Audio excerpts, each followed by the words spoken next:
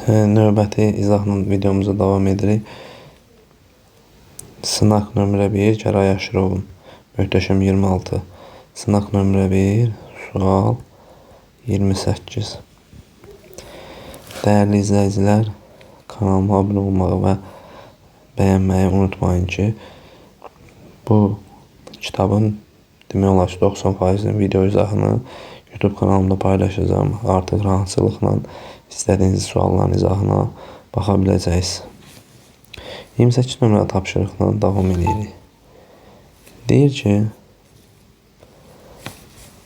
400 qram 40% natrium klor məhlulundan 25% su buxarlandırıldı. Deməli, birinci biz baxa görə 400 qram 40% natrium klor məhlulunda nə qədər duz, nə qədər su var. Deməli, tapıram ki, 160 qram duz var. 240 qram da su. Aha. Sonra davam edir. Məhluldan deyir, suyun 25% buxarlandırıldı.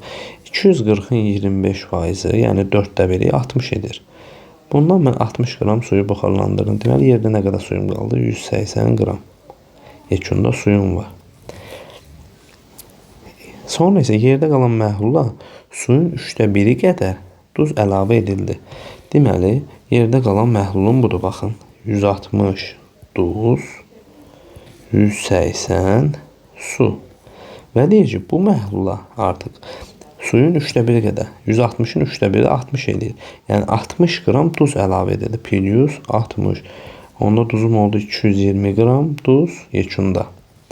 180 qram da su. Burada deyir, məhlulun qatılığını hesabla. Məhlulun qatılığını hesablayan zaman omega bərabərdir duz, yəni həll olan bölünsün duz plus su, yəni məhlul vurulsun 100. Bərabərdir duzum 220 qram, ümumi 400 qram vurulsun 100. Bərabərdir, sıfırlar ixtisar gedər. 220-ni də 4-ə bölsək 55 cavabını almış olaraq. Elə burada 29-u da izah edeyim. Bir saniyə.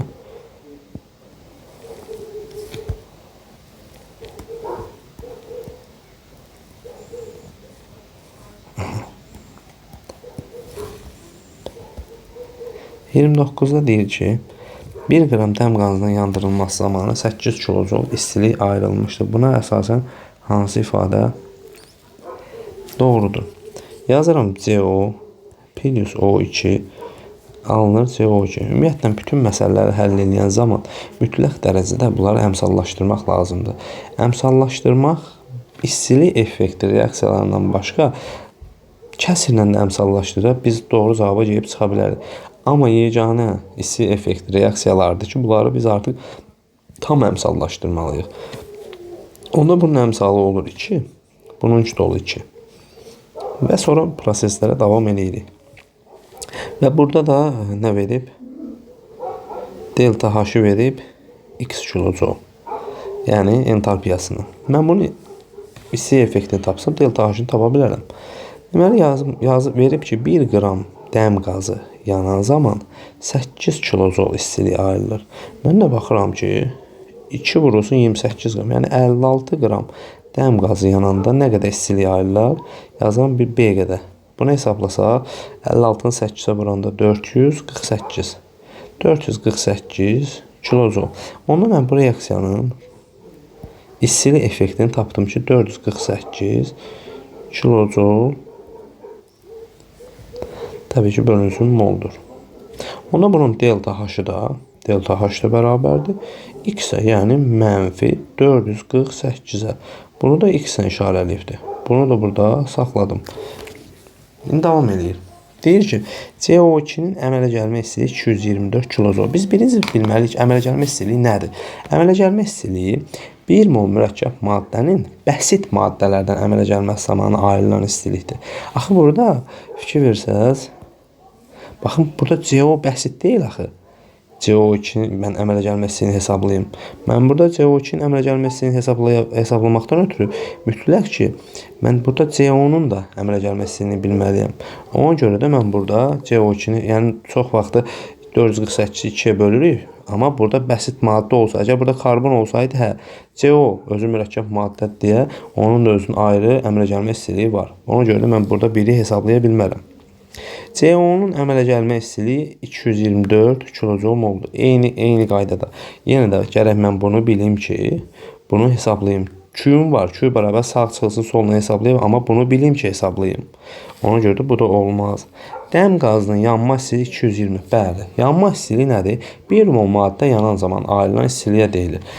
Burada artıq bəsit mürəkkəb söhbəti yoxdur. Onda 2 mol dəm qazı yanan zaman 448 kilojoule bölünsün mol istilik ayrılmışdırsa, 1 moluna da, yəni yanma istiliyi 1 mol üçün hesablanır.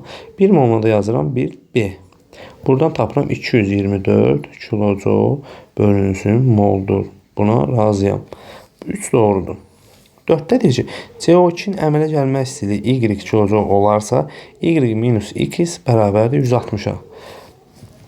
CO2-nin əmələ gəlmə istiliyi əgər Y-dirsə, X-imdə neçə tapmışam? Mənfi 448. Onda Y minus X, yəni mənfi 448 bərabərdir 160-a. Buradan Y plus 448 bərabər 160-a. Yəni belə bir cavab alınır. Buradan da məndən Y soruşmur. Y tapsam belə buradan, yəni Y minus X 160 elə bilməm. Çünki mən Y bilmirəm axı. Y buradan hesablasaq, Y bərabər neçə eləyir? 160-dan 448 ise mənfi cavab alınıb. 440-dan 160-ı çıxaq. Eləyir 288. 288 Y tapdıq. 288 çıxılsın mənfi 448. Bu da yəni 160 eləməzdir. Bunlar müsbət olar. 700 nə qədərsə eləyir. Yəni bu cavabda tamamilə yanlış bir cavab oldu. Deməli orada biz doğru cavabı harda tapdıq? Bir dənə 3-də. Salam. Burada da cavab D variantı oldu.